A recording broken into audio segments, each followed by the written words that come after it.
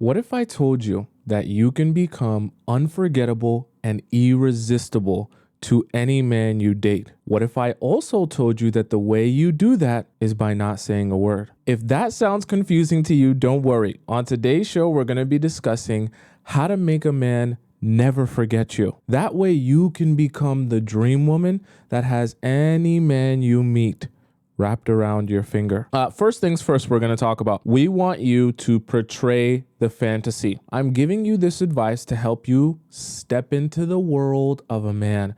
I want you to better understand how men think, how they feel. Let me let you in on a little secret.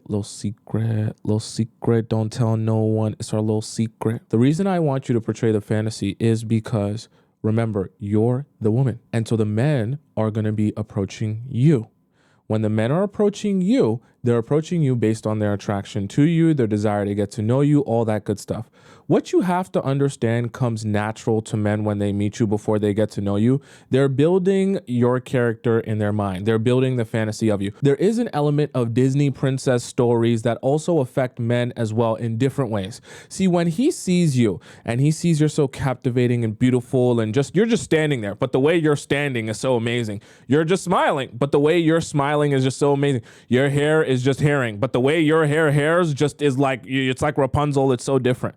And there's an element of fantasy that men play up in their own minds when they see you and you're just there existing. So when they have that desire for you, they start building you up and building you up and building you up in their mind, right? And so you want that to happen. You want to essentially be able to use that to your advantage. That whole build up that he's going to have of you, that fantasy he's going to build in his mind of you to get him to keep pursuing you. When a guy is approaching you and a guy is approaching you because he desires you and he wants to spend time with you and he wants to get to know you and he thinks you're fascinating and amazing even though he hasn't met you. You want to play into that, into the ideas he's going to have of you before he even got to meet you. That way you can keep the value that he has started to perceive you have and play into that and utilize that to your advantage. There's a couple of things that you want to be avoiding because you're kind of going to break that fantasy. See, when he sees you and he likes you and he wants you, he sees you as something like to obtain. I know you're not an object. This is when his masculine elements start flowing,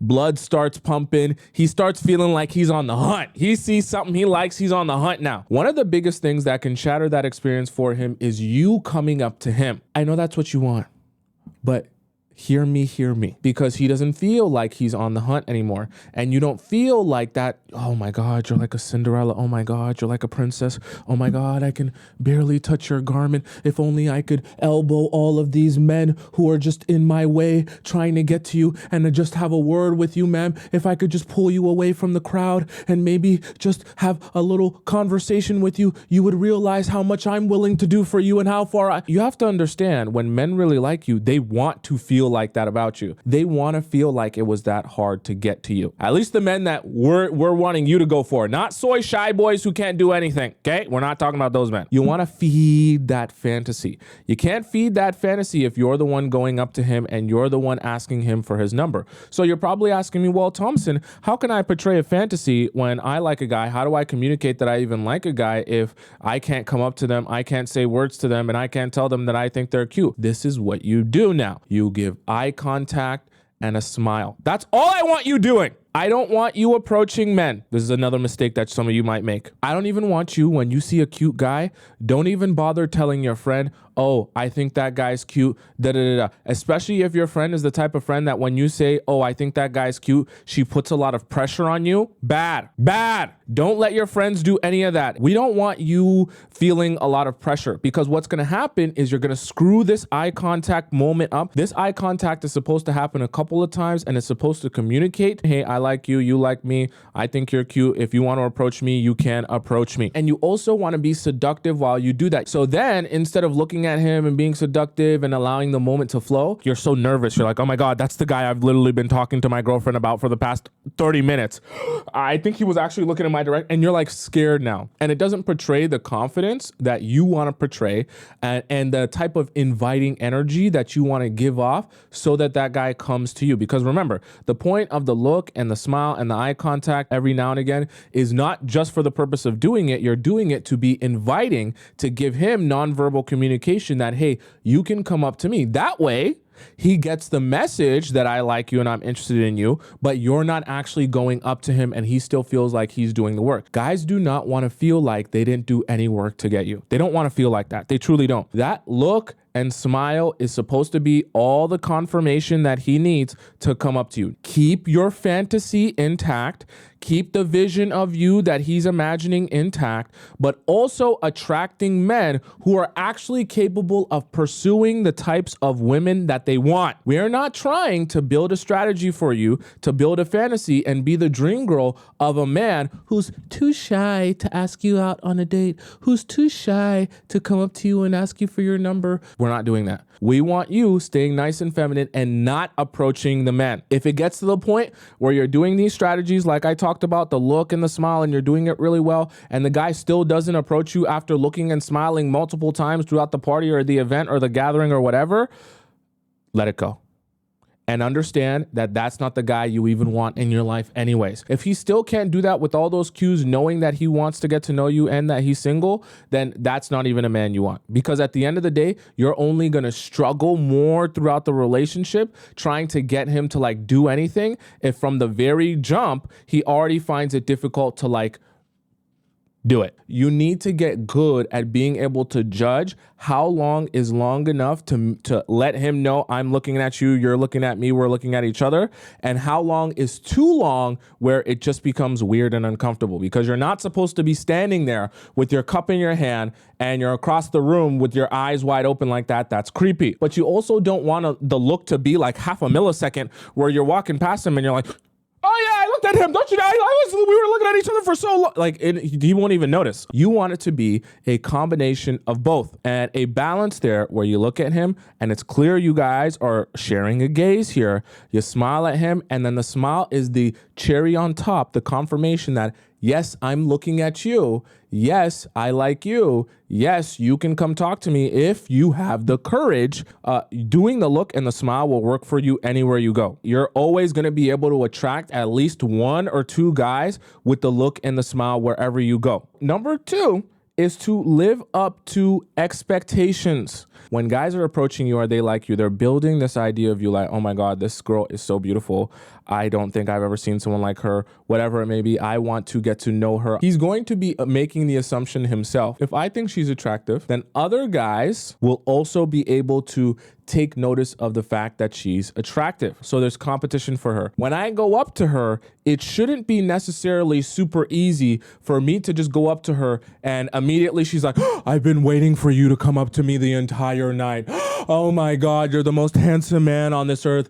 Oh my God, can I sleep with you tonight? They feel within themselves that's not how it should be. Because when they see you and they build you up in their mind that you have value, they're expecting that because you have value, it's hard to actually get through to you. By the time they do start a conversation with you, you're not going to be heavy on the compliments. You're going to be a little bit of a mean flirt. You're not going to be doing a whole bunch of, oh, you're so big and buff and strong. You don't need to be going over the top with the compliments. In fact, when a guy comes up to you, you don't need to compliment him at all. When a guy comes up to you, he doesn't expect you to be head over heels in love with him. He doesn't expect that. Why? Because he's coming up to you because he has an innate desire to get to know you and at least understand you, have a conversation with you. He's the one making the move. He's the one pursuing you. He's expecting there's going to be a little bit of an introduction. You're going to have to warm up to him, and you're going to be judging throughout the time that you guys are having a conversation whether or not he likes you. The thing about it is, this can become really confusing to you when you hear a bunch of other people say,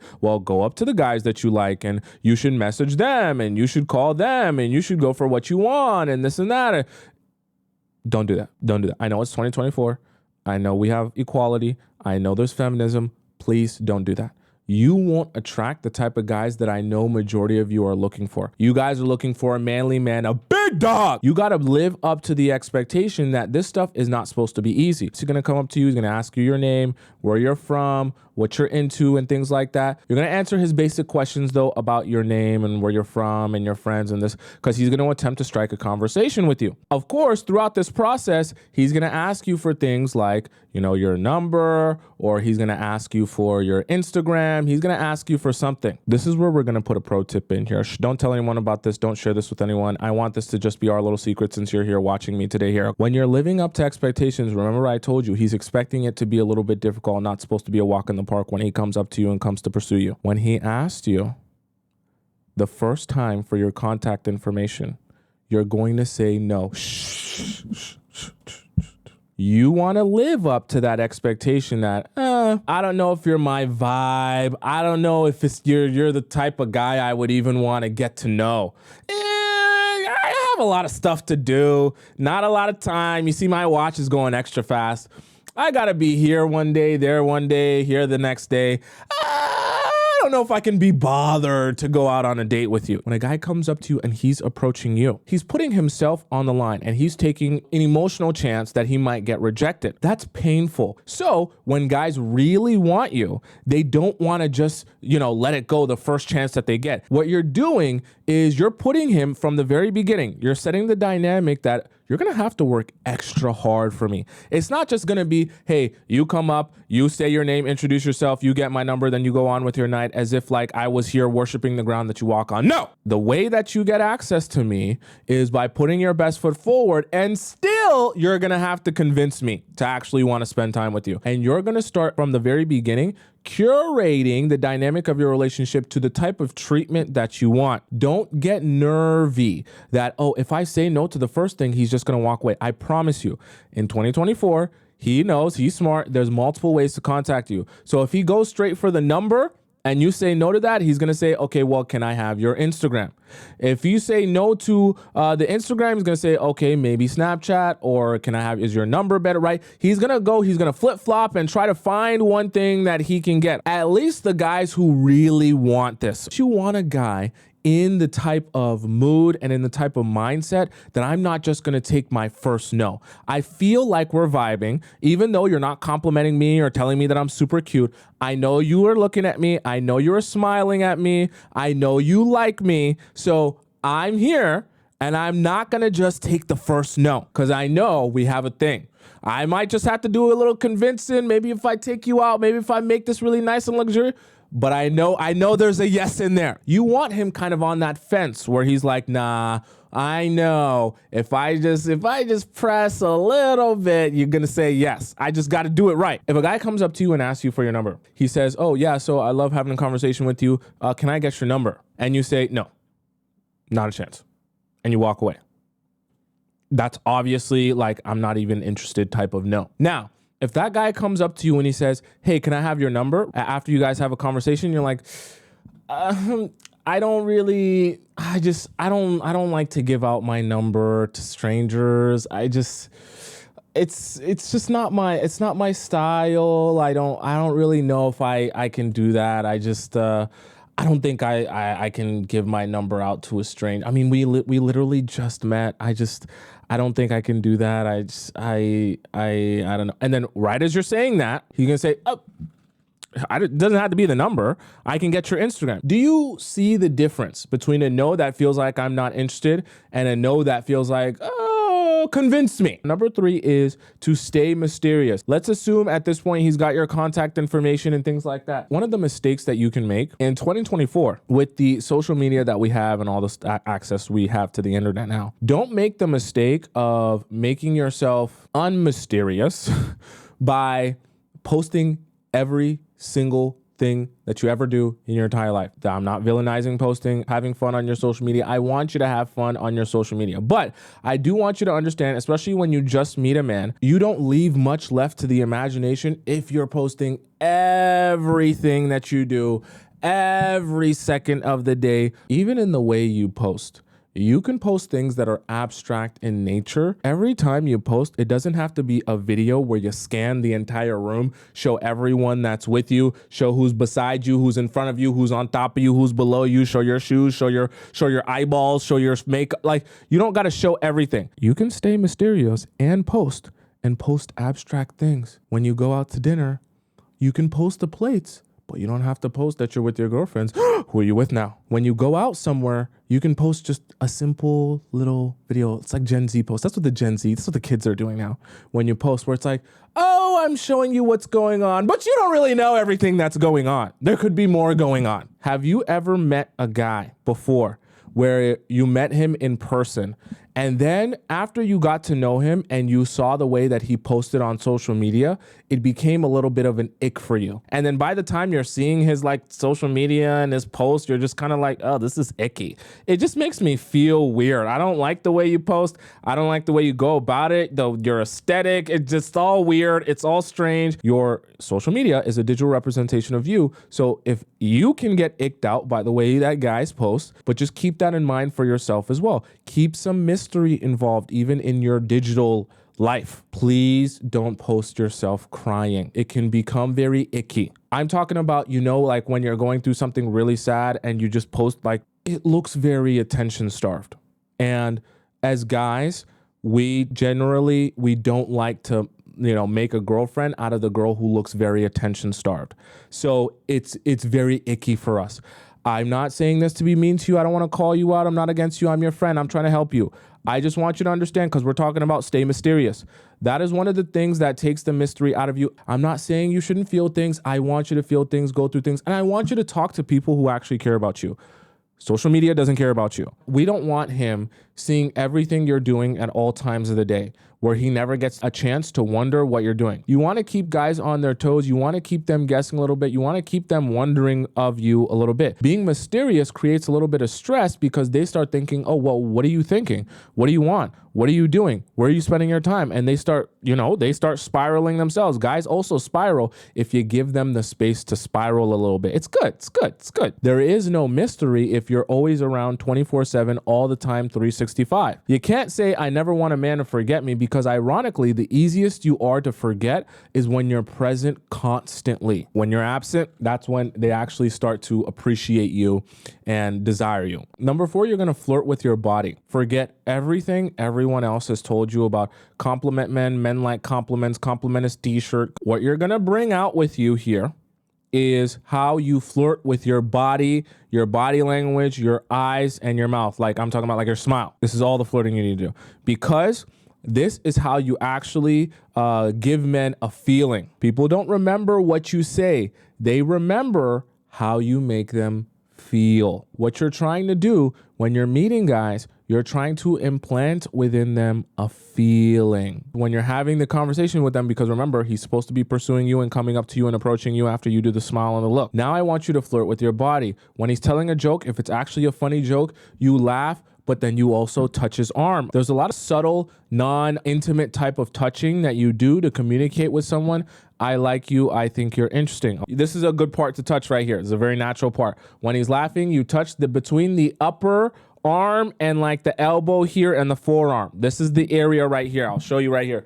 Between here and here. You got to practice it. Practice flirting with your body. Practice flirting with your eyes, okay? Obviously, we have the look and we have the smile. Also, when someone's talking, you look engaged, not looking around, because a lot of times if you're talking to someone in a club or talking to someone in a bar or wherever you are, there can be a lot of stimulus behind them. So when you're looking around, right, you might be paying attention to them, you might even like them, but you're not realizing you're not looking engaged to them. They don't think that the conversation is going very well, or they're not going to be as engaged with you either. You want them to feel like, oh my God, there's 1,000 people around us, but it's only me and you in this room. That's why eye contact can be so powerful. We could be talking about the weather, and with the eye contact that we're giving each other, I know that you like me. When you're watching those really good actors act away and you're like, oh my God, I know what's happening, but they're just not saying it. You're picking up on the subtle body language and the subtle message underneath the word, because you know that the words are deceptive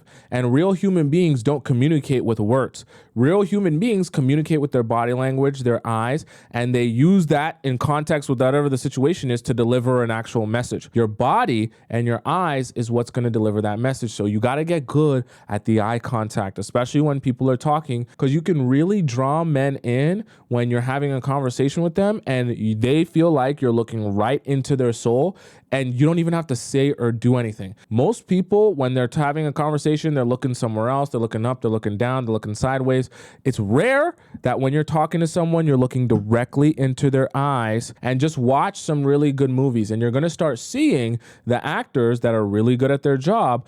They do a lot of communicating non-verbally with their eyes and the way their body language is. And you're going to start seeing, oh, what I'm reading here is I'm not listening to the words. I'm actually understanding your body language to know how you feel. The really good actors in the love movies that you watch, or when there's a love interest, they're never actually saying directly, I like you and you like me. But you can tell that there's a tension between them through their body language. It's not going to make him feel any tension to tell him that he has a nice t-shirt. What's actually going to work is getting good at being seductive with your body language and the way that you flirt with your body language and your eyes, so that guys can feel the tension. Because when they feel the tension, that's what they actually remember. There's a zone you can get in where you're just like, oh, I'm killing it. I know I got them. I got him by the balls. Like when you're really flirting heavy with someone, doesn't matter what you're talking about, doesn't matter what the conversation is, you'll just know that you're feeling the tension between the two of you. You're going to know, oh, I'm knocking it out the park. I know you want me. I know I want you. And I know we got some tension going on. And at number 5, you want to be vague in answering your questions. So obviously, when a guy comes up to you, he's going to be asking you basic questions about your name, where you're from, your friends. Those are things you can answer like normally. When you start getting into deeper topics, like when you're on a date, this is where I want you to be a little bit strategically vague. I want you to get him into the habit of kind of like chasing after answers. So what I mean by that is, for example, let's say he asks you, oh, so where did you go last week? Oh, I just went out. Who did you go out with? I was out with a couple of friends. Oh, which friends, right? And as he's asking that, he's going to start thinking, oh, she's not telling me because she was probably with a guy. Oh, like my usual, friends that I go out with. Which ones? Oh, I think Tracy was there, Gracie was there, and some other people. Who were the other people? I think Michelle. And were there any guys there? No, there were no guys there. So you gave him the answer. You let him chase after the answer. One of the things that you have to understand is a mistake, and I know that some of you do it just unknowing, is because you are so eager to make a guy happy, never give him any reason to stress out. Anytime he asks something of you or asks you a question, you want to like over-explain yourself and you want to tell him every single detail and you want to share absolutely everything you can possibly share and you want to trauma dump and tell him this and tell him that, all these things that he never asked for. See, when you over-explain sometimes, you can get in the business of just becoming a yapper. Rather than guys reaching for more information, they start tuning you out. But I do want you to understand, especially when you're building that tension in the very beginning of the relationship on these first couple of dates, you don't want to get into the business of like, oh, he asked you a question and then now you're over explaining. In that example where I gave you where he's asking about what you did last week and who you did it with, you're like, oh yeah, so I was with Michelle, I was with Stacy, I was with Jennifer. Let me show you a picture. There were no other guys there. I'm going to show you a 360 of everything that we were doing that entire time so that you don't ever think that I was ever going to be dating someone else or I was ever going to be out with someone else. Oh yeah, I went to dinner with them. By the way, I had the pasta, she had the rigatoni, she had the French toast, and now let me take a picture of all of them and I'll show you all of their dresses. You want to allow your man's desire to know more about what's going on with your life to get him to that answer. Not that you have to lie, but when he reaches for that answer, that's how he gets it. I know that this sounds toxic, but what I'm trying to do for you is I'm trying to build you this dynamic in which your guy is constantly leaning forward to get more of you. You're still going to be honest. You're still going to be truthful. You just let him lean forward to get answers. It's a physical or verbal representation of what your relationship should be like. Him leaning forward to get more of you, him leaning back while you dump on him, and it's like now he just wants to take a break from you. You will never be memorable to a guy if as soon as he leaves your sight, he starts thinking, damn, I need a break from that girl. Remember, we're talking about how to make a man never forget you. So we're obviously talking about these beginning stages and how you build up that interest, that desire, that tension that he really wants to continue dating you, wants to continue seeing you and learning more about you. Once that man becomes your boyfriend, once you guys begin dating, once like everything is established and you guys have, know each other way better now, of course you can trauma dump on him. Of course you can be honest with him. Of course you can be more forthcoming and you don't have to continue being vague. What I'm discussing here is that beginning part where you want him really leaning in. That way it keeps his interest high and it keeps him on his toes pursuing, not leaning back, sitting back saying, yeah, I'm getting everything that I need.